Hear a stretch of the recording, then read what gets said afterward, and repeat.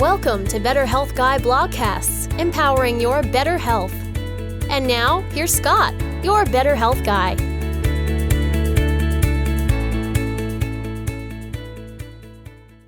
The content of this show is for informational purposes only and is not intended to diagnose, treat, or cure any illness or medical condition. Nothing in today's discussion is meant to serve as medical advice or as information to facilitate self-treatment. As always, please discuss any potential health-related decisions with your own personal medical authority.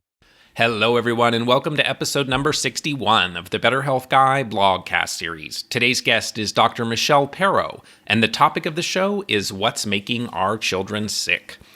Michelle Perro is a veteran pediatrician with over 35 years of experience in acute and integrative medicine. She is a practitioner, researcher, educator, lecturer, and most recently, author. Her career began in pediatric emergency medicine, winding its way into homeopathic and functional medicine over the years.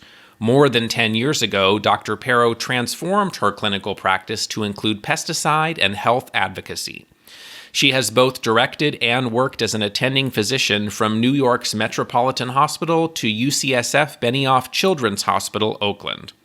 Dr. Perro has managed her own business, Down to Earth Pediatrics, and is currently lecturing and consulting, as well as working with Gordon Medical Associates, an integrative health center in Northern California.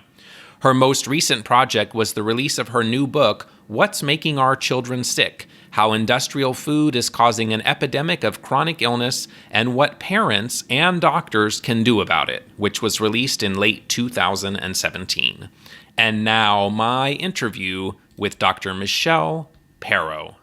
It has long been my opinion that if we can identify what is making children sick, we will also identify contributors to illness in adults as well, and that the causes of illness in these two groups are not entirely different. I know in my own journey through Lyme disease, I learned a tremendous amount about recovering from Lyme by exploring the world of autism. Today, we have Dr. Michelle Perro with us to talk about what's making our children sick. Welcome to the show, Dr. Perro, and thank you so much for taking time to be here today. Scott, it's my pleasure, and I'm glad to be here. Thank you. Thanks. You are so passionate about your work. I saw you speak at the Forum for Integrative Medicine last year, and you really do important work, and I can tell that you really are on a mission to make a big difference.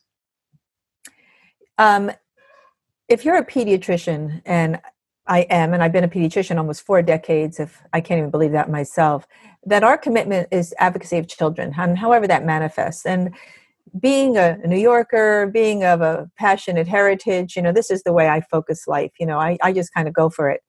And the rate of chronic disease in children was so astounding for me. And the shift, it wasn't even just the rate, but the overall health shift was so profound and so concerning that I felt not to do something was not just amoral, unethical, but criminal. That how could I have knowledge about what I call an epidemic disaster and not act? So these were some of the percolating things that were happening for me on a very personal level. So how did you then get drawn to working with children with serious health conditions? Did you have either your own health journey or a child in your own family or someone you closely knew that drew you into doing this work? As many things happen in so many of integrative practitioners' lives, which I'm one now, is serendipity. It's not like I ever thought gee, I'll become an integrative doctor.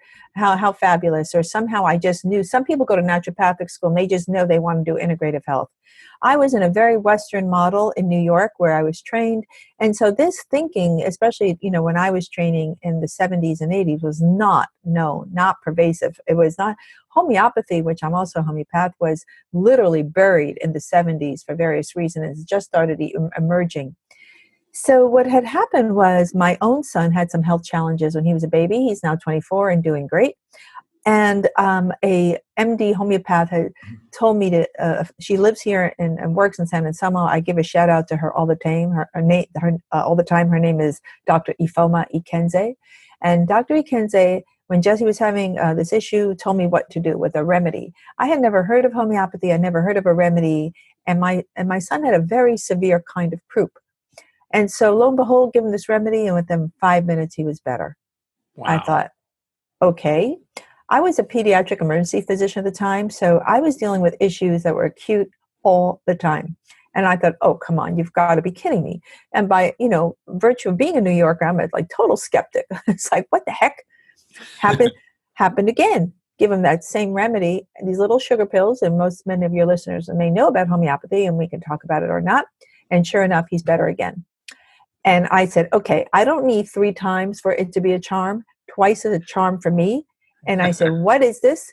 I need to know more about this, because if you're telling me there is a $7 medicine, which I use a fifth of, and one illness to get a potentially very difficult issue to treat better, I need to study it. And then my journey began. Fantastic. And so I started that way and went to school at night, and the rest is gravy. And here I am 20 years later. Awesome. So what are some of the chronic health conditions that you commonly see in children today? And then how do these compare to what you may have seen years ago? So what have you seen over the 35 or so years of your practice in terms of the rise in conditions that are not only chronic and complex, but that often require long-term medical intervention? There were certain alarming conditions that first struck me, and I started seeing it about 20 years ago. And I was running my own little integrative clinic, urgent care, here in Northern California. So some of the most serious and striking issues were the neurocognitive dysfunction, such as autistic spectrum disorder, and that really grabbed my attention. Like, what the heck? Because when I was a young doc, we would see 1 in 10,000 cases of autism. And now, the stats yourself. In the book, we published 1 in 68 kids, but I've recently heard anecdotally is affecting 1 in 34 boys. It's more common in boys than girls, 4-to-1 ratio, I believe, maybe 3-to-1, and 1 in 68 kids overall. So even the statistics are changing before us. And this is alarming. So we call those neurocognitive. And there's also other issues in those groupings, such as ADHD and sensory processing disorders, what we call almost autism, by a gal named Maria Rickard Hong. She wrote a book about that. But additionally, so those were the more severe issues, which I was concerned about. But then we had kids who would come in, let's say, just for a simple ear infection, right? That's bread and butter pediatrics. And mom would say, oh yeah, he's 10 months old, and this is his 8th ear infection, and he's been on antibiotics 6 times. And I started seeing chronic recurrent infection, and kids could not get better. Okay, not good. But then coupled with that, I started seeing this epidemic of food issues and gut-related disorders. And you're an integrative practitioner, and you and I both know that it begins in the gut. And food allergies, and then I started reading the stats from the CDC, from the literature. I'm very heavily science-based. Like, what's the data? What am I really saying? This could be all anecdotal. No, not anecdotal. So then again, everything that was gut-related, from digestive issues, chronic constipation, reflux, nutrient malabsorptions, chronic abdominal pain, et cetera, et cetera. And I had this plethora of children coming in on Miralax, which is propylene glycol. Pediatricians use it like with water. It's toxic. And so just to give you an idea, and I can go into further things as well, but I was reading the statistics and saying, oh, wait a minute.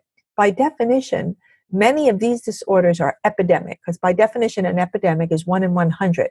And I'm seeing autism, 1 in 43 boys. So what's going on, and what has triggered this change in our children's health?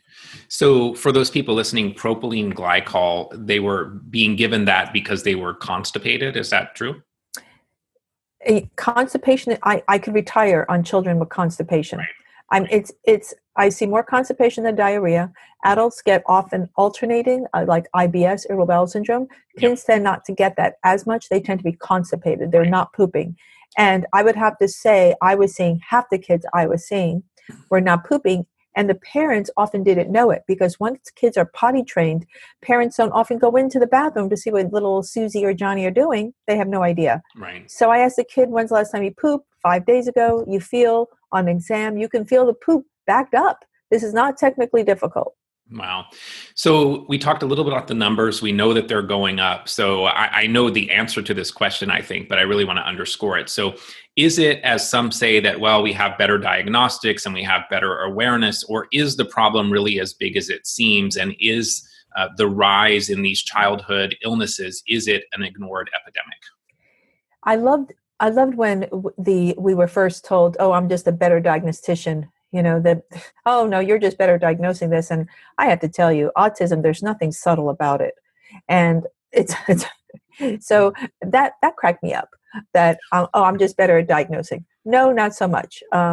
This is what we were told, but now that is starting to go by the wayside. I still hear it. Oh, we're better at diagnosing these issues. Obesity, I mean, nothing subtle about obesity. Asthma, often not subtle as well. So these epidemic rises of illnesses are not subtle. They're easily diagnosed. Grandma is diagnosing them, for Pete's sake. So that theory, I think, finally has been trashed, but I do still hear it. I love your passion and how it's coming through already. It's so great. I talked to a school teacher who had been teaching for decades, and their observation also was, the kids 30 years ago were nothing like the kids today. And it's not it's something that's been diagnosed better, that it really is a significant issue.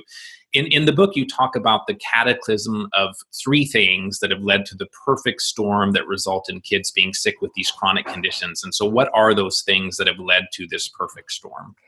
For simplicity's sake, the way I like to look at this, Scott, is that we've got this plethora of sick kids, as we've just outlined. We have a toxic food system, which we can go into, and we sure as heck delve into it in the book. And then we have a medical system that's ill-prepared to deal with this cataclysm of chronically ill children and chronic food. There are many things that are making kids sick. Let's not be naive. It's just not the food. But if you look at just from a common sense perspective, what is the common denominator that children all do, that we all do, is we eat.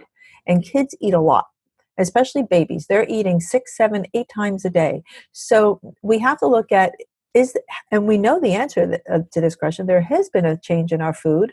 Everyone knows it. We can talk about that. And water, we look at where is the common denominator? If you take apart race, financial strata, location, what can be the common denominator that all our kids are experiencing? And as you mentioned at the beginning of the show, adults as well. I write about children, but it's not just the adults. And the beauty of our book, which was what I love so much, is that my colleague and co-author, Dr. Vinsanne Adams, is a medical anthropologist. So she was able to take this perspective of the clinical viewpoint, which is somewhat myopic, and expand it to a public health perspective. So I think in the book we were able to marry the very myopic clinical view, and we focused the book on my patients, to the more global issues. And that's what we try to do. Yeah, some of the case studies in the book were fantastic. I actually enjoyed reading those specific case studies and how they turned out, and really compelling. They really share this message in a really profound way. Why are children struggling today with chronic disease, and what role does environmental toxicity play in these conditions? So if we took environmental toxicity out of the picture entirely, would kids still be sick? And is it going too far to say that many chronic illnesses today are the result of environmental toxicity, including the toxins we're exposed to in the food supply? I'd have to say toxicity, from what my clinical experiences, is the major factor.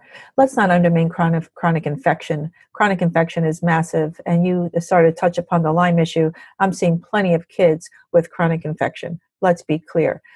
But we have a much more complex issue now, because I'd say of my patients, and I'd have to say we have done research and literature, it shows that this environmental toxicity, and there are many, and we can go into what they are. We focused on food and GMOs and pesticides in the book, but it is this toxic overlay and children's inability to handle those toxic loads, compounded with other multiplicitude of factors that have caused this cataclysm of ill health. So I'd have to say, yes, it's environmental toxicity that has literally broken the camel's back. I 100% agree with that. Why are genetically modified foods and their associated pesticides such a key issue for everyone's health, but particularly for kids? So the premise, when they were first introduced, the genetically modified foods, the premise was that they were equivalent to non-genetically modified foods. And what listeners have to appreciate, which is I always assume that listeners and people I lecture with, as we did a conference last year with Forum for Integrative Medicine, that they would know this, but not necessarily true, because it's not in our literature. I can tell you it's not in the pediatric literature. That the genetically modified process does not produce an equivalent food source, and that the only reason why this process was developed at all was for herbicide tolerance, so that you can grow crops such as soy, corn, canola, cotton, and there are many genetic GM foods now. We can go what they are. And so when you spray Roundup, a glyphosate herbicide, that the plant doesn't die. That's it. There was no solving world hunger. There was no resistance for drought resistance. There was no vitamin A production in the plant, which they still haven't been able to figure out, et cetera, et cetera. None of that. So we have laden our food system with this toxic herbicide on a process that has not been well studied on the health in humans, but we have data, and I can go into the data because I've looked at this extensively, and we're feeding this to children, and it's causing massive disruption. So let's talk a little about how genetic alteration actually leads to higher levels of pesticide exposure. I know many people say, oh, genetically modified foods are supposed to result in lower pesticide use and ultimately lower pesticide exposure to people. But my understanding is that the reality is quite the opposite. Your reality is true, because what has happened is these weeds that we have been spraying glyphosate now for over 20 years, actually even longer than that, but let's say the real increase has been since 2000 in glyphosate use, a massive increase because of weed resistance. So now approximately 75% of the weeds in America, and it's a global issue as well, are resistant to Roundup and to glyphosate. So what companies, agribusinesses have to do is to genetically modify plants further and call stacking genes and other techniques to make them resistant to more toxic herbicides such as 2,4-D. And there are more toxic herbicides coming up on the market other than glyphosate, which is bad enough, and Roundup, which is worse than just glyphosate. There are differences, which we can go into what those are. And so it has to do with weed resistance. But they also use Roundup off-label. And what I mean by that is they've been using Roundup to desiccate crops, to dry crops out, particularly in wet areas of the U.S. And so they heavily spray the crop before harvest to dry it out, and it expedites the thrashing process. So certain crops that are not GM, like wheat, is not genetically modified, although they're experimenting with it, and it might be coming out soon, by the way, is heavily sprayed. So you have a kid who, let's say, is not eating GMO food, but is eating wheat, i.e. pizza, and it's a heavily sprayed crop. And then my understanding is not only is there the issue that you just talked about, but then we also have this Bt toxin issue, or Bacillus thuringiensis. And how does that integrate potentially with our own microbiome, resulting in even us potentially producing our own pesticides in the body? What is the Bt toxin aspect of this? The Bt toxin is very interesting. Genetic modification, particularly with corn, is something called Bt corn, where they were able to take this organism, Bacillus thuringiensis. It's the name is kind of weird, so we just say Bt, and they were able to genetically modify the plant to insert this gene so that each plant cell makes its own pesticide. So when you eat corn, the corn itself has actually become a pesticide. Now, we were told that this process would not be toxic for us because of our low pH of our stomachs. That would destroy the Bt toxin. And insects actually have a higher pH in their stomach, and so we have a difference. But it appears that, first of all, many of us do not have a low pH in our stomach. We are acid deficient, or, as most Americans are on some type of antacid, Prilosec, Nexium, Maalox, Tums, you pick it, right? Everyone's got acid issues and everyone's pH has been changed. But there were only 2 human studies that I was able to find on this Bt toxin. And that showed that in a Canadian study a few years ago in Montreal, I believe, that they found this Bt toxin floating around the blood of moms and fetal blood, and it was not broken down. So if you say, well, so what? What does that mean? I don't know. I don't know what it means when you have this foreign protein. I can guess, but if you ask me for a study that shows what happens when there's Bt toxin floating around in fetal blood, I can't tell you. But what they also found in another separate study, I think it was in Egypt, that's where the study was, they found Bt toxin toxic to human embryo kidney cells. So many plants are just genetically modified to withstand the spraying of Roundup. Some have both the genetic modification and Bt toxin. They're both. And some just are Bt toxin alone. Bt toxin has reduced the use of insecticides. That is true. But now we know that there are certain insects, certain pests, some corn borer and some other insects for crops that have become resistant to the Bt process. So what's down the pike, by the way, for your listeners, is new gene editing technology It's called gene editing, where they're looking at, and companies are trying not to have that label as genetic modification because of 90% of the US doesn't want, to be eating this stuff, but possibly more dangerous than the GM processes we're now using already, which is the genetic insertion modification, this BT process, and now we have to deal with gene editing. Yeah, and it's always a disaster when we start messing with Mother Nature. It just doesn't seem to ever work out well to assume that we know something better than Mother Nature does. And I think our ego gets in the way, and it seems to often lead us to bad places. So what is, in your thoughts, what is the role of pesticides in neurodevelopmental disorders? And then how much of a role do you think pesticides play in autism spectrum disorders? I think it plays a significant role for many reasons. So glyphosate, which is the main ingredient, as I've mentioned, is a type of organophosphate, but not the type, the cholinesterase inhibitors like the ones that Dr. Brenda Eskenazi studies in her children down in the Salinas Valley.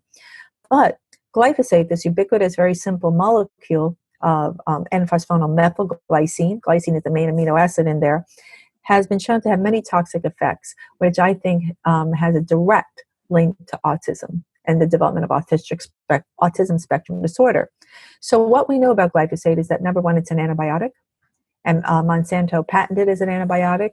The patent was in 2002 or 3, but it was released in 2010. So it disrupts the microbiome. We know now that specific issues such as autism spectrum disorder, rheumatoid arthritis, and diabetes mellitus are linked to specific disruptions in the microbiome. What the disruptions in the microbiome are, I only can base it on one chicken study. I don't have human studies looking at what effect that this pesticide, this herbicide, has on the microbiome. But we know in chickens that, and this is why it's important, that the glyphosate, it was a Monica Kruger study, it was a few years ago out of Germany. The glyphosate killed off the lactobacilli and the bifidobacteria, the beneficial bacteria in the human gut, and it caused propagation of salmonella and clostridia. Now, people have heard of salmonella, it's a pathogen, but what about clostridia? Everyone has heard of Clostridial difficile, but it was many different Clostridia species. There are different ones, and we now know, for example, kids on the spectrum have high rates of Clostridial species in their stool. And so this link, is it happening, is glyphosate responsible for those changes in human stool? I don't have any studies. So I'm extrapolating data from chickens, and I always make that clear. But when we make the changes in children, they get better. Yeah, that's the key, obviously. Yeah. Right. So that's just to give you one microbiome. But there are other things glyphosate does, Scott, if you want to go into it. But that was just the antimicrobial piece. But it has other toxic avenues of working as well. So what are some of these crops where we need to be the most concerned about glyphosate? You mentioned a few of them, but what are the things people should be aware of and potentially avoid to minimize glyphosate exposure? So it's ubiquitous. So if you buy processed food, 85% of processed food now has a genetically modified product. But the most common ones are soy and corn. Canola, I tell people, don't even eat canola. Get rid of canola. I mean, it's genetically modified. Those 3 crops are genetically modified. Now, what you also need to know and tell your patients, and for our listeners, is that cotton is a heavily sprayed crop and it's a genetically modified crop. So what does that mean? So guess what? If you buy non-organic tampons, you have not only GMOs in there, but pesticides in those cotton tampons. And you're inserting them. Could there be a link for the cervical cancer and the HPV explosion that we're seeing? I suspect yes. So what about dental extractions? If you get a wisdom tooth pulled and the dentist puts in a cotton pledget, I can tell you they're not organic cotton that he's putting in there. So we're now putting GMOs and glyphosate into a bleeding socket with direct access to your bloodstream. How much is getting in there? I have no idea. How sensitive is an individual to that amount of GMOs and glyphosate in there? I have no idea. Some of us are going to be inherently more sensitive than others, right? We're all genetically different. So we've got those. I tell people avoid corn, soy, canola, and that's a lot right there. Buy organic cotton when you can. But that list, we've got genetically modified papayas from Hawaii, zucchini, Sugar from sugar beets, you have to buy organic cane sugar, but we have to buy organic. So sugar beets is another huge genetically modified crop. We have new ones that have just come out, the Arctic apple and the innate potato. People just avoid those completely. And then there are things that people don't know as much about, such as the yeast in wine and beer. And a lot of beer producers were reporting that their beer production was failing because they were using wheat that had been sprayed. But that's not a GMO issue, that's a glyphosate issue, but still something to be aware of. And then there are things like insulin. For example, insulin is made on a genetically modified E. coli. Can that be causing a problem or not? I don't know. I really don't know. Heparin has some GM products in it. There are a lot of other drugs that have genetically modified ingredients. So it's pretty out there. So it's also important for the listener to realize that not all GM is bad. Some of it has medical usage, right? And so perhaps this genetically modified insulin might be a benefit because it's hard to produce porcine insulin. But it just has me thinking, and I'm just asking the question, could it be a potential hazard? I don't have all the answers, Scott. As a matter of fact, the older I get, the more questions I have and the fewer answers. But you've got to have a curious mind and saying, wait a minute, my patient is this, I've got this, I eat that. Is there a link? Can we connect the dots? So some people say that glyphosate doesn't directly impact humans, which my understanding is may actually be partially true. But why is it that indirectly glyphosate does still impact us in terms of the whole shikimate pathway and that? Mm-hmm.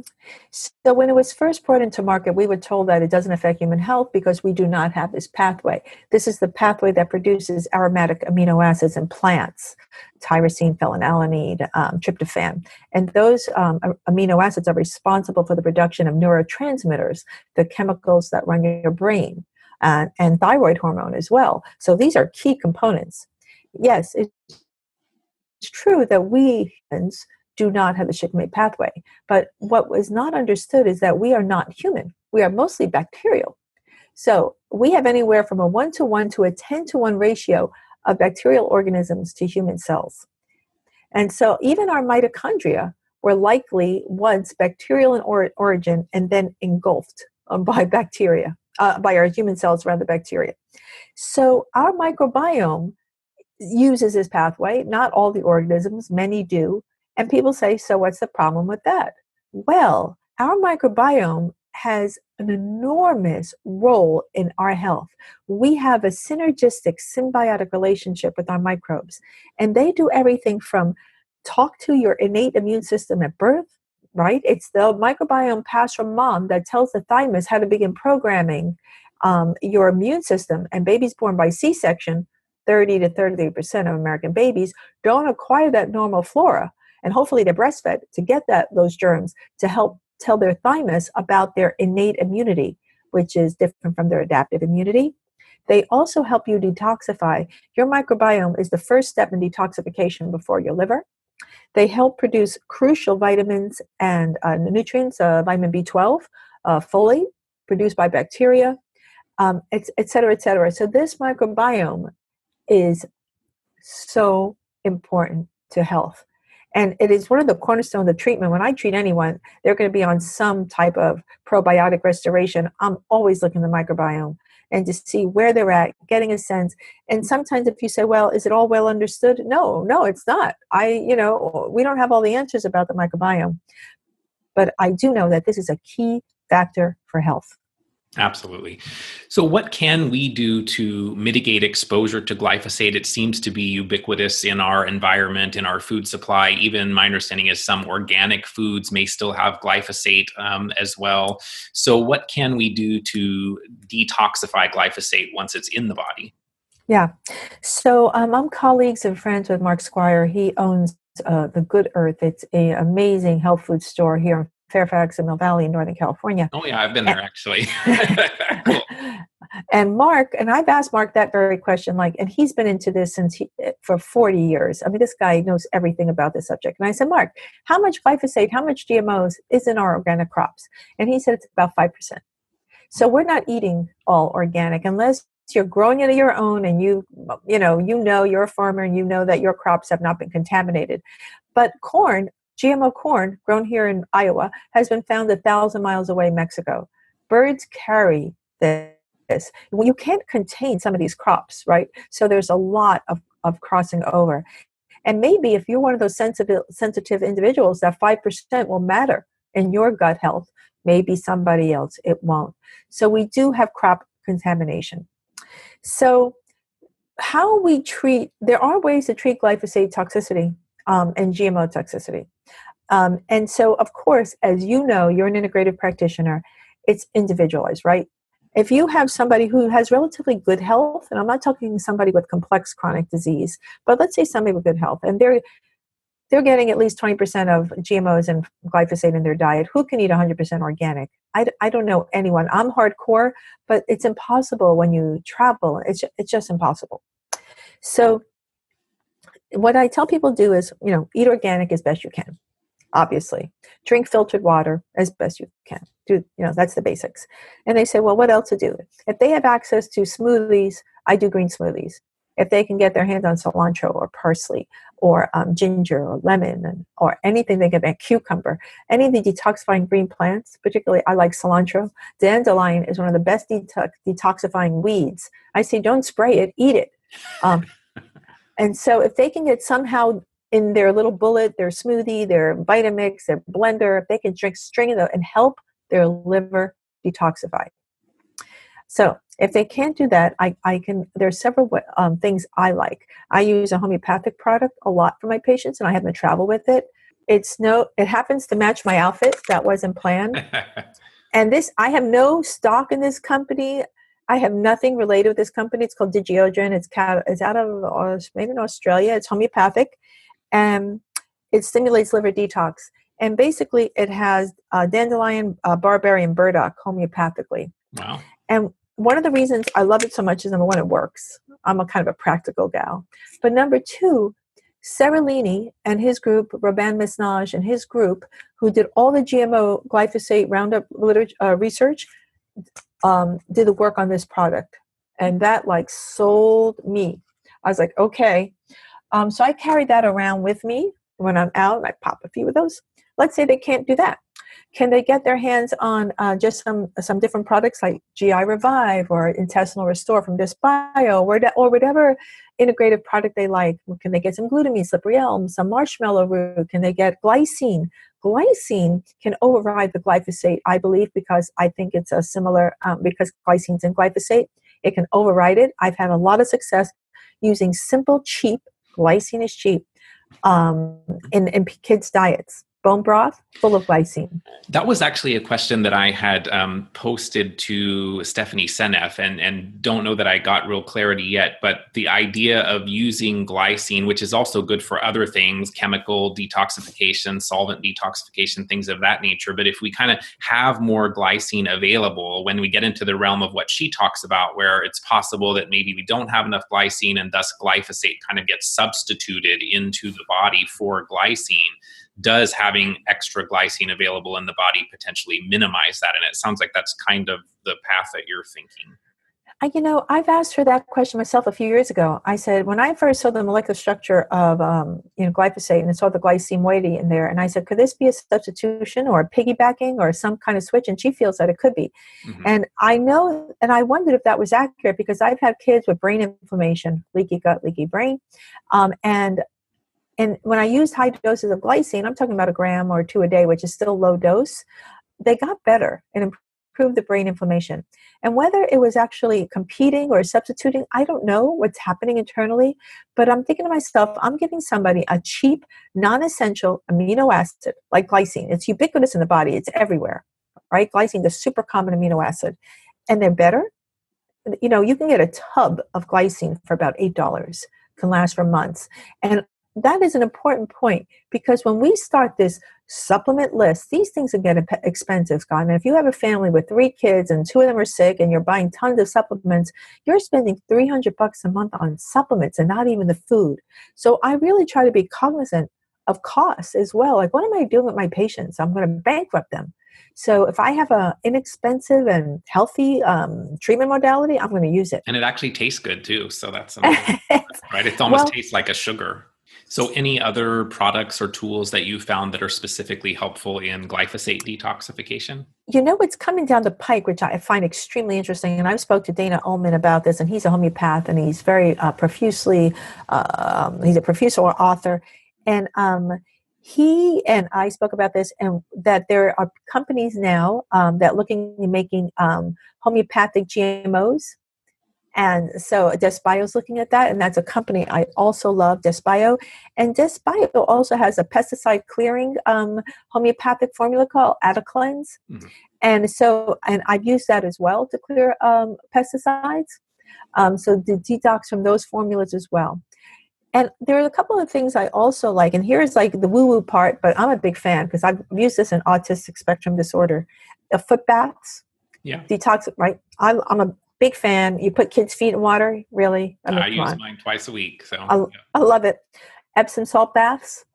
I mean, how easy and how wonderful is a cup of Epsom salt in the bathtub, right? Not the hardest thing to do. Epsom salts are inexpensive. Another beautiful thing that you can do is to help detox. I make sure people shower after they do those baths. Otherwise, you reabsorb the toxins. And also, drinking a ton of filtered water help your kidneys, because one of the biggest insults from glyphosate is on the kidney. Number 2 is the liver. And I go into liver pathology in my talks. I'm doing a talk for Desbio coming up next week. And I really went hardcore into the liver and kidney toxicity. But the kidneys take a huge hit. And I believe, as there's a lot of literature now, based on what I've read, that the biggest issue facing kidney failure in Central American Latino farmers is the spraying of these chemicals. Oh boy, wow. So let's talk a little bit about diet and nutrition. So what's wrong with mainstream food today? And what are some of the bigger insults in terms of the foods that we're consuming that are health negating? And then can you give us maybe some ideas of what a Dr. Perro approved diet might look like? Oh boy. Again, individualized. So, okay, we've hammered in GMO food. You're going to be, unless it's organic, you're going to be eating GMOs. And I prefer organic because you can have a non-GMO food, but it's not organic. So, that means it's sprayed. I understand about cost, so we do organic food. In terms of, so should we get into what kind of diets I would recommend? Yeah, should we look at? What do you generally recommend for your patients to minimize the dietary health negating issues? So we have a separate issue is that food in general has nutritionally declined in the past 40, maybe 50 years. So the nutritional quality has gone down. And there are even organic foods that have very low nutritional content because of soil health. And the soil health is like the microbiome in your gut. No soil health, no gut health. It's very similar. So I supplement everyone with a multivitamin now. I don't believe the food has enough nutrition. You can't eat enough vegetables to get the greens you need and the vitamins that food is information to run your systems. There's just not enough in there. Even parents and people's best intentions of buying organic and farmers markets and all that. So all my patients are on a multivitamin. I try to use a food-based multi when I can. And I use like Mega Foods or Innate Response. When I can, I try to use food-based. However, some people need a synthetic vitamin because they have a lot of food sensitivities. So you can't do food-based in those people. And sometimes some people can't tolerate pills. So I'll do liquid multivitamins because liquid is easier to digest than pill form for a lot of people. And I like Brainchild Nutritionals for a lot of my patients, particularly with ADHD and on the spectrum. And that's a company I've used heavily. It's called Brainchild Nutritionals. So nutritional content overall. And I get a broad spectrum multi and with minerals as well. If you can test people, great. Testing can run into a lot of money. And maybe people don't have access to an integrative practitioner because they often don't take insurance. So they can start a multi on their own. So I do that. If a person has complex chronic disease, and those are the people I saw. Those are my people, whether it's chronic Lyme disease, chronic rheumatoid arthritis, or other autoimmune condition like chronic migraines, chronic gut disturbances, also colitis, other autoimmune stuff. Whatever we're dealing with, they're coming off gluten and dairy. I'm taking them off inflammatory foods. I find them very inflammatory because my patients, I'd say 95% had leaky gut intestinal permeability. And those foods are incompletely broken down, crossing up, going up the vagus or however they get into the brain and binding to receptors in our brain that feel like morphine releasing receptors and that feel good chemical. Not to mention gluten has distant effects on other parts of the brain. Dairy products can stimulate autoimmunity. We can go into all that. So they're off gluten and dairy. Other foods, possibly, then we start getting in individual by individual. But if they can start there, I take them off. I try to go to as much fruits, vegetables, and protein that I can. And I'm a big fat believer as well. Do I have my fat book here? I'll show you my fat book that I like. Okay. So I just heard Nora Gedgaudas speak a couple weeks ago. And she's really into this kind of fat-burning keto type of diet. I have put some kids on diets like this, paleo-like diets, absolutely. There's some kids who are metabolic, and they have metabolic syndrome, and they cannot handle carbs. So I have used paleo-type diets, and some people keto diets. I've used GAPS diets. I have Natasha's book on my desk as well, Campbell McBride. I've used her book, but it's very variable. And I am not a nutritional expert, and I use my holistic nutritional colleagues heavily, and I refer them to nutritionists for further menu planning. I don't always have the time or the wherewithal to create diets that are healthy and sustainable. You know, kids do need a slice of pizza. Kids do need an ice cream. How do you make that work so that kids don't feel deprived? But we eat overall healthy, and then here and there you can have ice cream or pizza, organic, I hope. And then I supplement with digestive enzymes. And I really love the San Pharma immunomodulating remedies. They are a key part of my therapeutics in healing gut issues, because I find many gut issues have an autoimmune basis, even though patients don't have autoimmune disease. And there is nothing for me, in my clinical experience, that has worked like these immunomodulators. And I bring them off into the treatment plan with German Biologic Medicine from BioResource. I use their stuff a lot as well, and I love their products. So it's a potpourri of stuff for healing, but if we don't wrap around food as medicine, we're not going to get better. And I don't like super high protein diets. I like a lot of fat, and low carb diets is where I tend to send my patients in general. I find some patients need some carbs, and they need some carbs in their diet. And when I give them carbs, of course, it's healthy carbs, there was some rice, occasionally some sweet potatoes, some quinoa is okay on paleo. And just trying to get people to switch the cultural mindset around food and get everybody in the kitchen. People have to cook. Young people don't want to cook. It's funny you mentioned BioResource, and here in my water bottle now, I have my Pecana drainage remedies in my structured water bottle, which we've done before, so I know you won't be too surprised, but there you go. With my structured water. Yeah, exactly. We're doing the same thing there. I love German Biologic Medicine. I love it. It's a cornerstone of my treatments. And a lot of these protocols I've created for my patients is trial by fire. What works, and giving the least toxic, most effective, affordable that I can. What percentage of people would you suggest may improve their health by avoiding gluten? And is it the gluten, or is it the glyphosate from consuming those products? I would have to say it's both. Because you can go to Europe, and people who are gluten sensitive go to Europe. They go to France. I have a patient who went to Israel. They eat gluten. They're fine.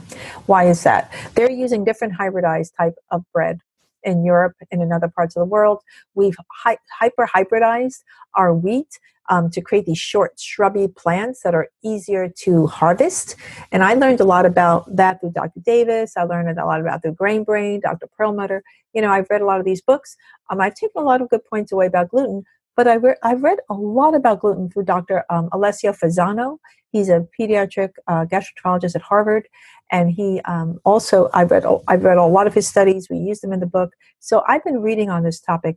So I think because we all have so much intestinal permeability from both the GM process and the disruption of the microbiome, eating away our intestinal layer, creating leaky gut, that we just can't tolerate the gluten. Even if it was good gluten and not this super hybridized type, because of the molecular structure. I don't think we were meant to eat so much gluten. And I think there are mimics on the thyroid gland similar to gluten, and that it might be accounting for some of the gluten thyroid issues we're seeing. So I think it's both. And the massive spraying, you're getting a massive dose of Roundup when you eat that gluten. And I suspect, based on a compromised gut, that it's both, is what I suspect. If you say, can you prove it? I can't prove it. But people get better when you take them off. So yeah, there's clinical proof. There's clinical proof. Because you do these things, Scott, and people get better. So why are there so many chemicals and pesticides and antibiotics and other toxins in our food? Why is it that we can't create food that's healthy for all people? And is it really more of an issue of mass production and the almighty dollar, or are there reasons that we can't create a healthier food supply? Oh, we sure can. I think we're still using World War II toxic chemicals, and we didn't know what to do with this dump of chemicals after World War II that were sitting in silos across America. This is profit-driven for industry. Agribusiness makes a huge amount of money creating a sustainable ecology based on chemicals. It's real. They have a massive machine to sustain the way chemical agriculture, and it's hard to fight it. They are so profitable. They have so much money. They have a massive PR campaign. They are married with our government. It's really hard to fight that. And conventional crops are subsidized. So there is this revolving door between industry and the government, and we just can't seem to get in there. So now we have created a hamster wheel. We have these genetically modified crops. We have resistant weeds. We have to keep applying more and more toxic chemicals. It just is going to be non-ending. And that is our future unless we wake up and we continue to put pressure on. I don't think it's going to be industry, agribusiness. I don't think it's going to be the government. I think it's going to be on the food makers. Because if you don't think that they're watching Heinz, Del Monte, and Nestle and seeing what people are buying, I read stats recently about how much organic food the industry has grown in the past decade. There is a massive cry for organic food. This is what people want. And especially millennials, they are hip. These young people know everything, and they don't want to eat this stuff either. And they're actually leading more toward vegetarianism that the industry is starting to get a hold of. And don't forget that places like Costco, which I occasionally go to, are the biggest purchasers of organic food in the U.S. So people are buying this organic stuff.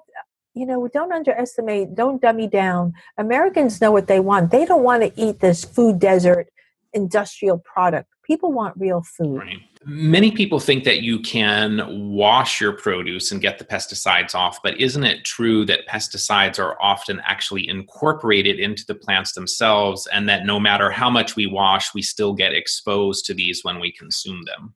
Scott, you're right on. Yes, you can't wash them off. If a product is genetically modified with sprayed, the plant itself is a pesticide, especially if there's the Bt component. You're eating the pesticide plant. The plant itself has become a pesticide. You cannot wash it off. If you buy, sprayed apples, you can wash the pesticide off, yes, and you can use like a scrub. But a pesticide, a genetically modified corn, no, it's in the corn itself. You'll be eating the genetically modified process, which itself has become a pesticide. What is the impact of eating foods that we are sensitive to? And then are there tests that you find consistently helpful for exploring the possibility of food sensitivity? Mm-hmm. This is a hot topic in Western medicine. Western docs, in general, Western MDs don't like food sensitivities or food intolerances. Personally, I think they're real. We all know what a food allergy is. That is an IgE-mediated response, a true allergy to a food. So, for example, people with a peanut allergy who eat a peanut, they have an IgE, which is a type 1 immune response, and then they can get throat closure, anaphylaxis, skin hives, urticaria it's called. And so that's what we call food allergy.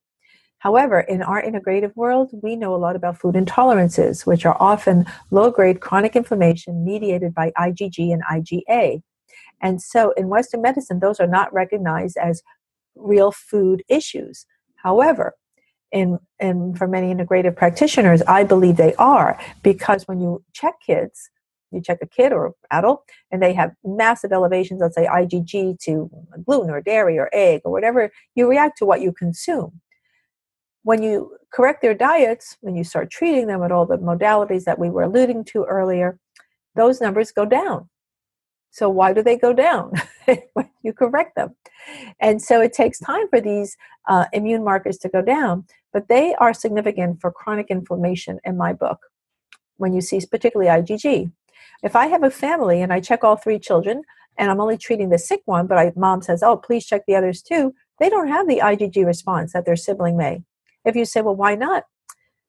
They're all eating the same food. Epigenetic differences, stress levels, biology, I'm not sure.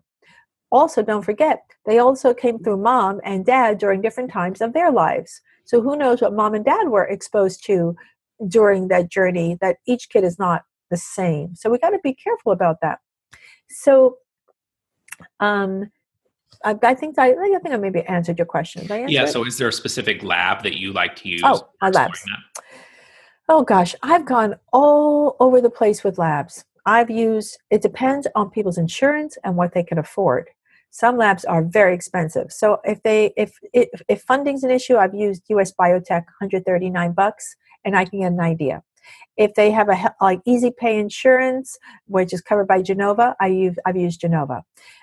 If I'm looking for more information regarding cell, I want to look at cell-mediated stuff, I might look at SpectraCell. I've used that as well. Let's see, other food testing. Those are my main ones. Yeah, those are great. But honestly, I've gotten to a point now where I've seen so many positives, I just start treating their gut. They have his symptoms by history, by physical exam.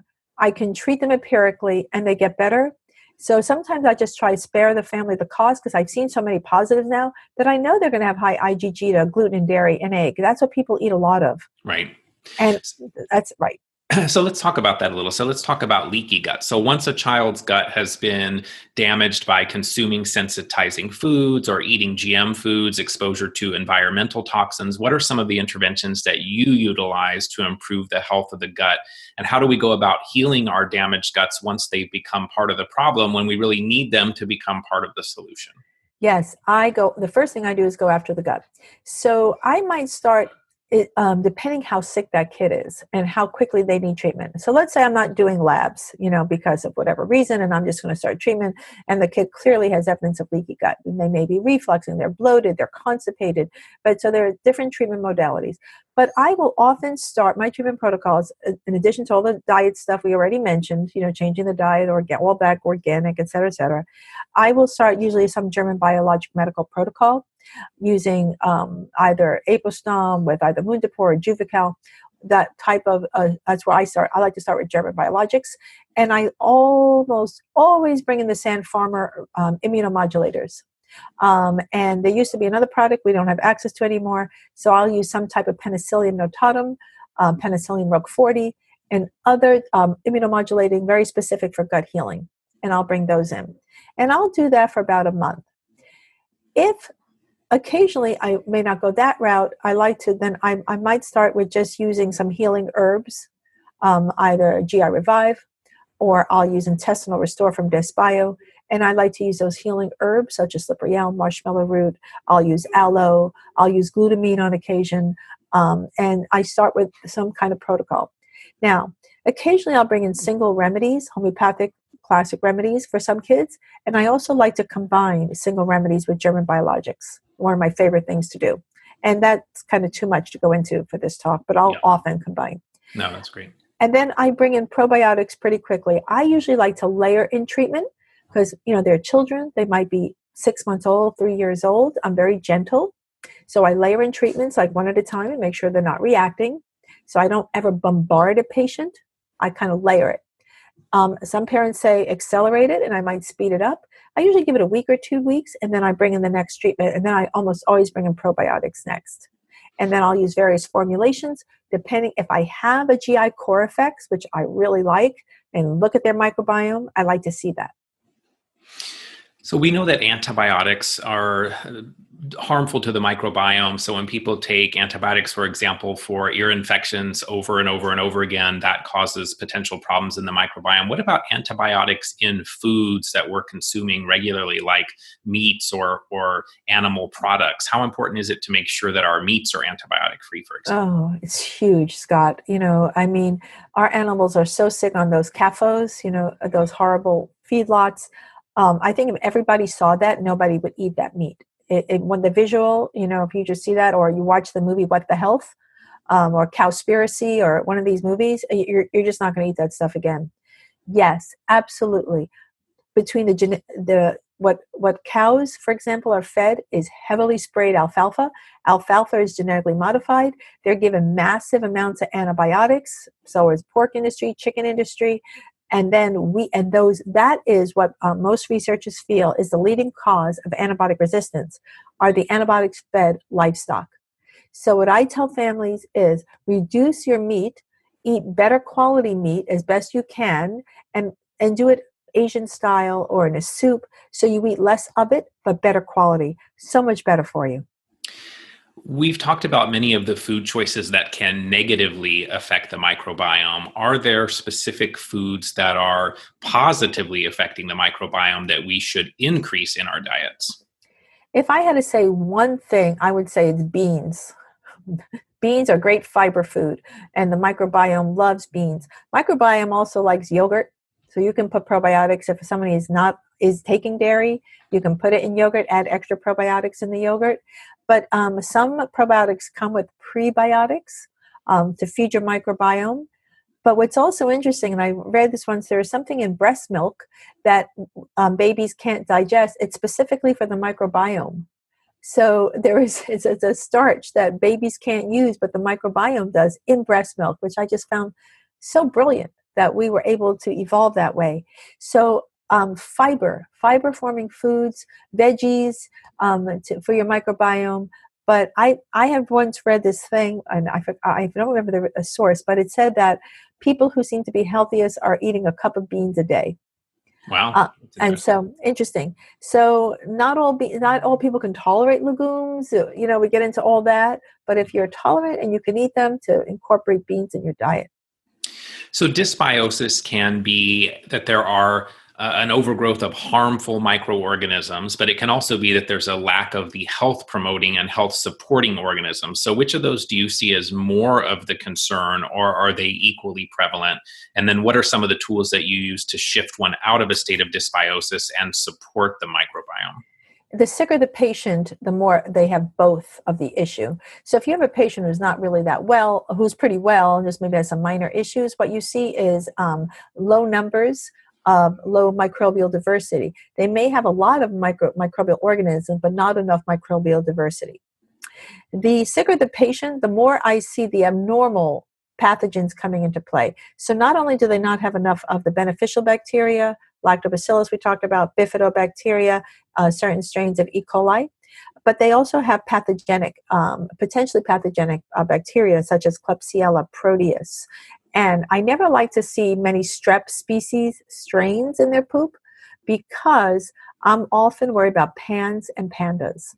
Right. And for listeners who don't know, those are pediatric associated dissociative diseases that can present as an array of dysfunction, anything from the mildest tics to full-on neurologic disease. It's pretty severe, so that's strep-related. And I've actually asked Amy Joy Smith this question, who is an expert in pandas down the South Bay, what she thought about strep in the poop, and she doesn't like it either. So when I prescribe probiotics, although I haven't seen a lot of literature on this, Scott, I'll be honest with you, I avoid strep species like Strep thermophilus. I just avoid it because I don't know.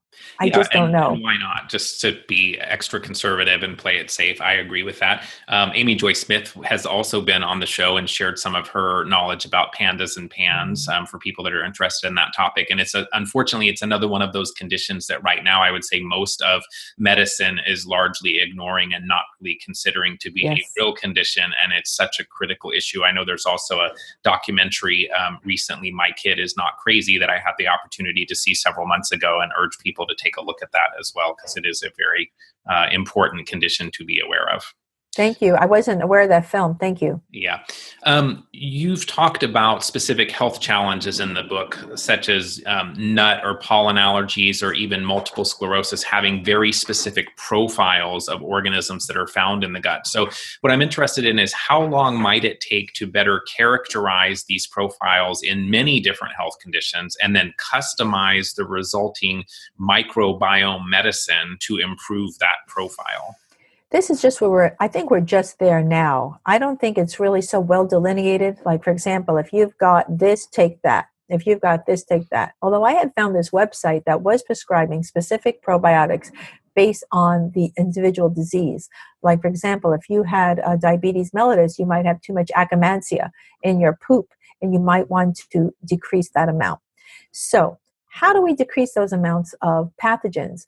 Well, for starters, it's nice to have. That's where you really need lab testing. So I'd like to be able to see if there's Klebsiella or Proteus or Akkermansia, and they're not all identified as potential pathogens. Only some of them are. So the practitioner needs to have a certain amount of savvy about this.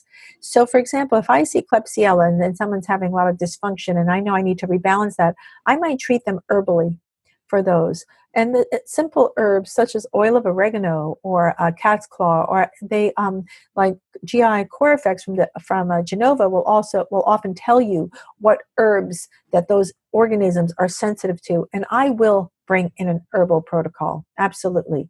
So as I'm bringing an herbal protocol in to decrease the amount of disruptive microbe that is abundant, then I am definitely putting in increased amounts of lactobacilli and bifidobacteria at the same time. So hopefully the gut will resort itself out. The thinking is also, if people still have their appendix, many of us don't, some do, that the appendix is like a little coding area in the body that will retell the body how to reprogram that microbiome, which I find fascinating, that it's not just some vestigial cellulose-eating organ, but there is function there, that the little programming of your microbiome sitting in that little piece of tissue I find fascinating. So this idea of a target-driven microbial treatment is just coming in to play. I try to use it whenever I can. And when I don't know or I don't see on the pathology, and when I look at the microbiome and I just see low microbial diversity, I'll sometimes just use broad-spectrum probiotics.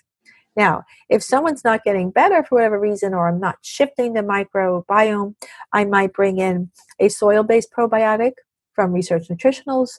I've tried spore biotics or core biotics from one called Core Biotic, which I just recently finished myself, which I thought was a very good product. So I started to play with it. And lastly, and I think this is something I've only done in a few of my chronic complex Lyme patients, are fecal transplants. And this is something you can do, well, with trepidation, because how healthy is the source? Right. You know, even if I test them, but for example, if I test the source, it's not going to look for Lyme in their poo, right? So I'm always a little nervous about fecal transplants, but it's in Western medicine, it's a definite modality for treating C. diff infections. So it's being used. Yeah, it's interesting, and I hope that continues to evolve as well. But I have seen some interesting things. I had spoken to one person that did not have histamine-related issues, that did a fecal transplant from a donor that was healthy generally, but did have histamine-related issues. Oh. And after the fecal transplant, the person that received that stool developed a significant histamine mast cell activation type issue. And so you kind of wonder, we don't have names for many of these things that are in our body today that people don't even know what they are. And so I wonder, it's the balance of, well, I got some good out of it, but then did you also get some bad? And then how does your immune system interplay with the bad, and what kind of a response does it have in terms of then inflammation, and is it tolerant to those things or not? And so I'm intrigued by it, but at the same time, I agree. It's like, what's the benefit and what's the cost potentially? I would only do it for a family member, because family members share microbiome. So I only do it to a related person because, obviously you get your microbiome from mom and she's the best donor for a kid. But assuming mom is healthy. But once you live in a household, you share the microbiome with members of the household, including the family dog. So I only use family members, and I've only recommended it for patients with my only sickest, most complex, chronically ill patients. It's not something I've done routinely because of all the unknowns. But some kids are so sick, and I think it was just a couple of kids with severe chronic complex multi-system disease from Lyme and co-infections that I used it on. So what is the connection between those things that disrupt or improve our microbiome and the things that at an epigenetic level positively or negatively influence gene expression? So in other words, if we do the right things for our microbiome, are those same things also generally supporting a more healthy expression at a genetic level? Absolutely, because these healthier things, adjuncts that we're doing for treatment, will affect methylation and acylation of your epigenome. What we can't change our genomic sequence, right? That's standard, but we can influence is gene expression through methylation, for example, which is on the epigenome above the genome. And many of these supplements that we're talking about, the microbial organisms, will shut off or turn on or turn off some of this expression. And for example, that's very true of B12, methyl B12 and cobalamin. And there are microorganisms that produce methyl B12, cobalamin. And so, I forgot which organism produces it off, but I just knew this recently. But anyway, so absolutely, this microbiome can dictate to the epigenetics through talking to these, molecular structures on top of it, when to turn off and on. So that's key, either through the microbiome, through the organism itself, even a dead organism, or what they produce along with whatever the patient is eating. So absolutely, that there is this interplay between the microorganisms dictating gene expression. So what I tell patients, you don't have to manifest your genetic potential. So for example, I'm homozygous for the MTHFR, right? It's the C677C gene, personally. And I got into trouble with it before I even knew what it was. I never even heard of that 20 years ago. So my homocysteine was way off the charts. Now it's normal. And I have corrected my microbiome. I take methyl B12, easy fix, methylfolate, and I was able to decrease my vascular irritability through methylation, through a change in my microbiome, and taking methyl B12. So yes, if you said exactly what's happening in my gut, don't know which organism was responsible. There's an interplay. Remember, your microbiome lives in community. They themselves live in community. And at any one point, they can be too many or too few. They're constantly vying for position in there. And so many people now think of the microbiome as another organ, and they're talking through quorum sensing. There are companies now, there's one company in Iowa makes a product called Flourish that's selling probiotics of organisms that live in community normally, not just random lactobacilli and bifido, but organisms that you would find together normally.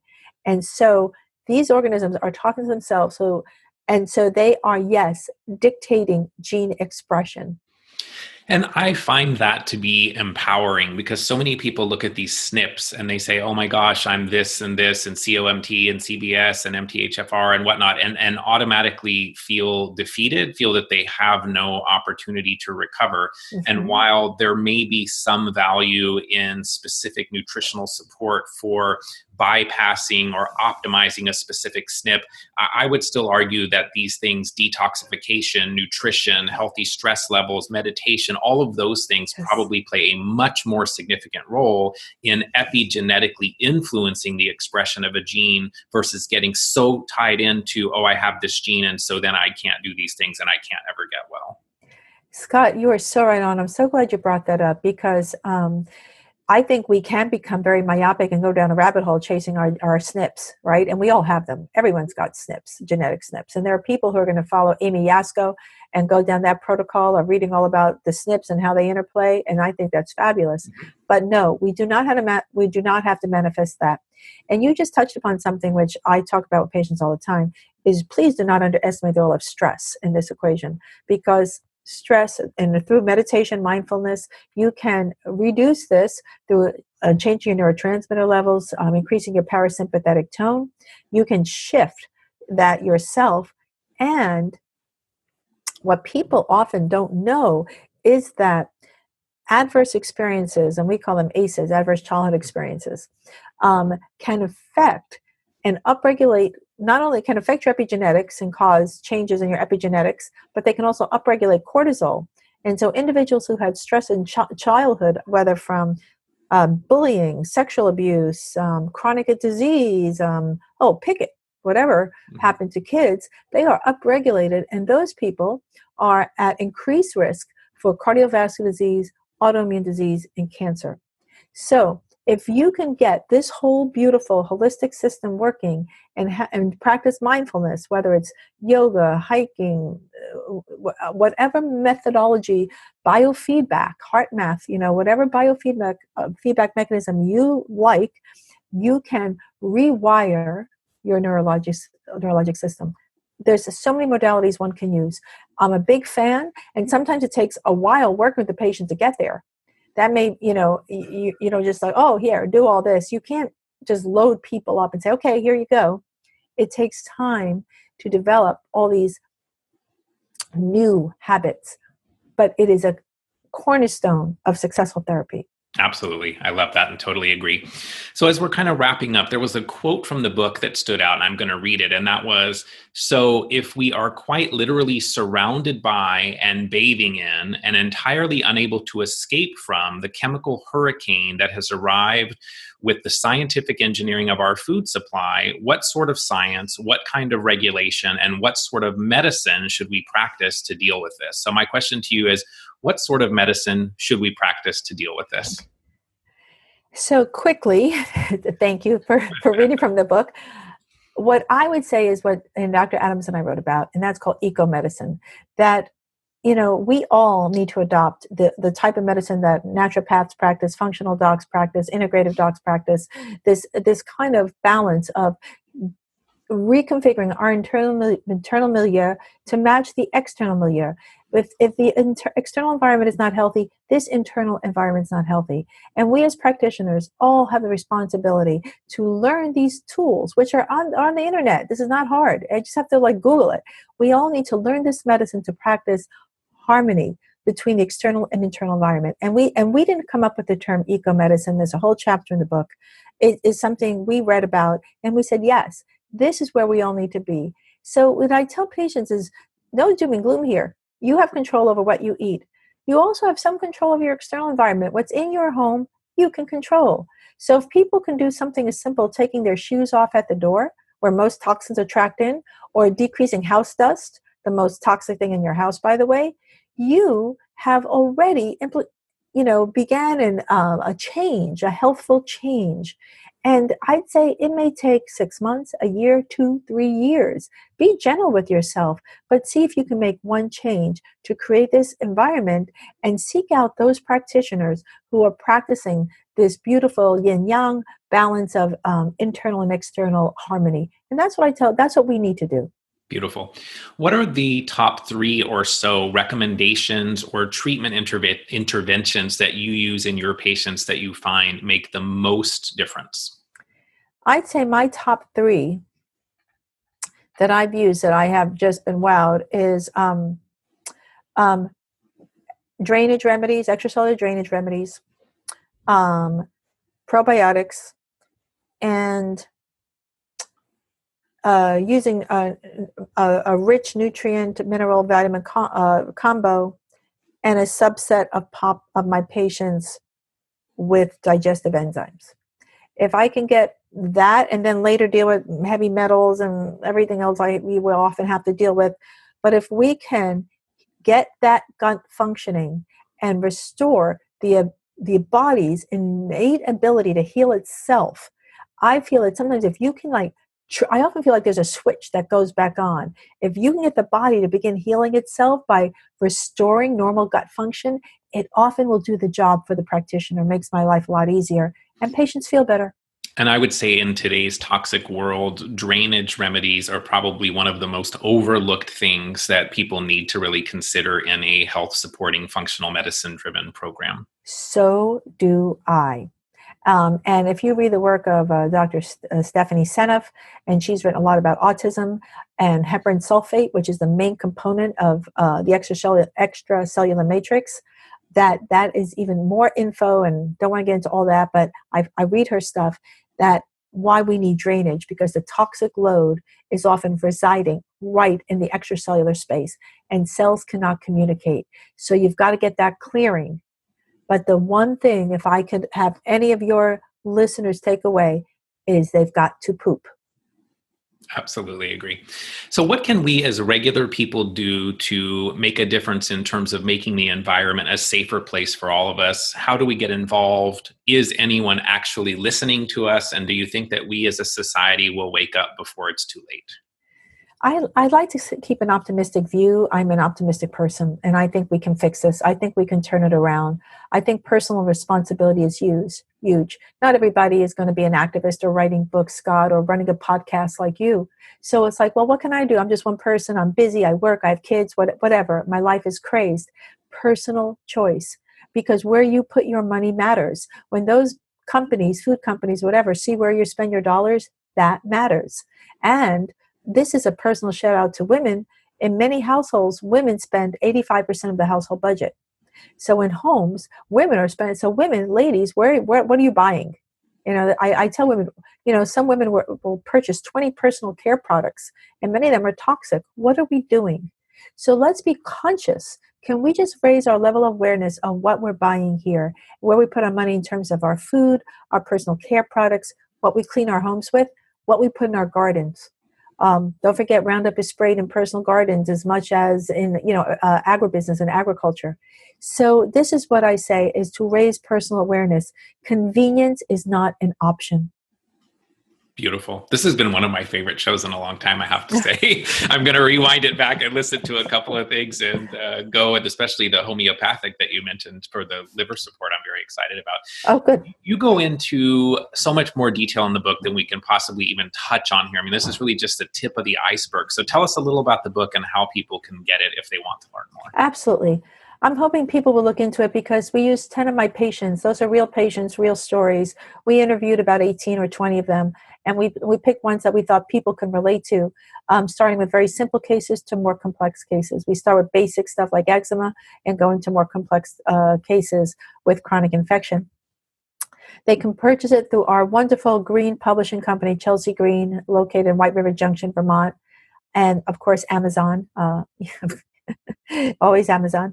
And so they can learn more about that from our book. And I think we do a nice job of laying out, even for what we call the reluctant constituencies in the book, people who don't know about GMOs or pesticides, the novice. I call those the light green readers, to start them very slowly and slowly build up toward the end, where we talk about the people who are going to save the planet. And oftentimes it's parents. And oftentimes it falls on moms. And we go through that, and we just really lay the tracks down so people can understand it. They can skip the parts that may be too technical or too much information, come back later. We've cited this book heavily. We've gone into those studies with a fine-tooth comb, Scott.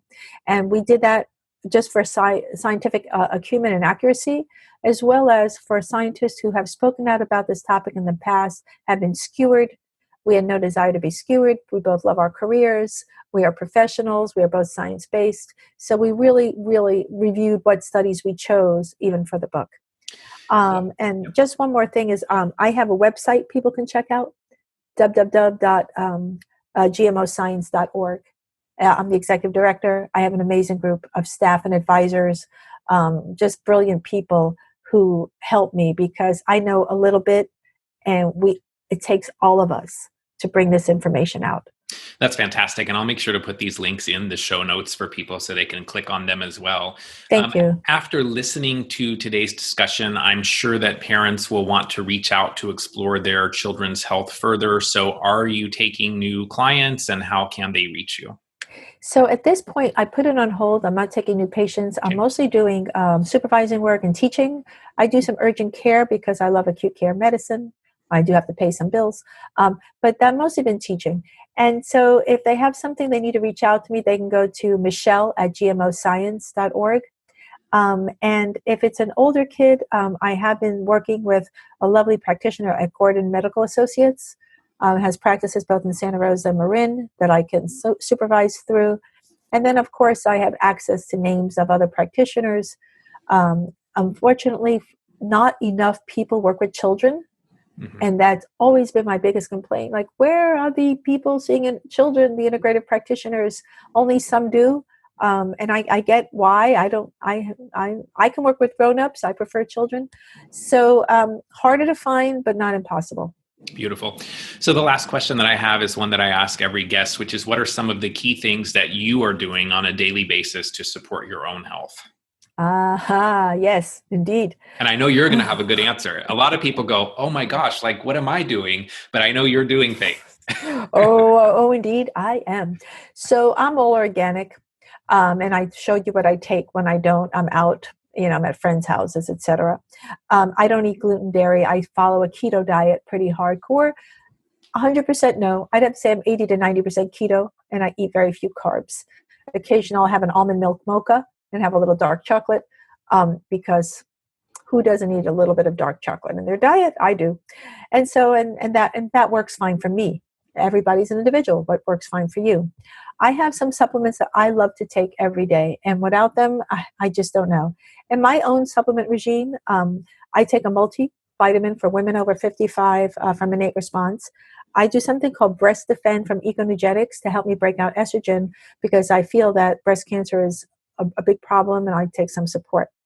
I take a liposomal restore from Desbio for my B vitamins. I'm a big fan of liposomal vitamins as well. And that's my methyl B12 that I was telling you about, because I have that SNP, and I believe that SNP should be treated. I also take vitamin D. I like 5,000 units a day. I have mixed feelings about vitamin D. We should get sunlight, actually, and less. And I often wondered whether synthetic vitamin D is linked to certain pancreatic cancers and stuff, and whether we should be getting sunlight. So I take it, and I'm on like, I don't know. I take CoQ10. I also take 2 types of probiotics. I take Spore Biotics, that the company that I really like, Core Biotics. And I also take Flourish, of that probiotic I told you about, of organisms living in community. And lastly, I will occasionally bring in, like today I did it, if I had maybe some wine, or I had some food that I don't know, I'll take some NAC, like 900 milligrams, to help me offset my liver. That's another great tool for offsetting liver issues. Or some extra vitamin C. I'll take 2,000 or 3,000. I worked last night in urgent care. I was running cough clinic all night long. And so I popped some extra vitamin C last night. They're like, oh boy. So, I modulate a little bit with my own body. And that's my basic routine. Awesome. And it takes me literally 5 minutes to do that in the morning. Yeah. And I think, you're also living your purpose and your passion, which I think is such a fueling, health promoting thing as well. So I want to thank you for spending so much time with us today on the show. So much great information came out of this discussion. I love just being on the other end of this conversation and just feeling your passion and your purpose and your presence, and you really living your purpose. And so I appreciate you being here today. I appreciate all you're doing for not only children, but also just for people in general to raise awareness around health issues. And I have read the book, and I urge other people to read it as well. So thank you so much, Dr. Perro, for spending time with us today. Scott, it's been my pleasure. And you are truly an inspiration, because I've known you for quite a while now, and I've seen you at conferences and lectures, and you are a man of curiosity and the pursuit of knowledge, and you also walk the walk. So having this dialogue with you has been equally fun for me today. So thank you. Thank you so much. To learn more about today's guest, visit betterhealthguy.link/Michelle Perro, MD. That's betterhealthguy.link/Michelle Perro, spelled Perro, MD. betterhealthguy.link/Michelle Perro, MD. Thanks for your interest in today's show. If you'd like to follow me on Facebook or Twitter, you can find me there as Better Health Guy. To support the show, please visit betterhealthguy.com/donate. If you'd like to be added to my newsletter, visit betterhealthguy.com/newsletters. And this and other shows can be found on YouTube, iTunes, Google Play, Stitcher, and Spotify. Thanks for listening to this Better Health Guy blogcast with Scott, your Better Health Guy. To check out additional shows and learn more about Scott's personal journey to better health, please visit betterhealthguy.com.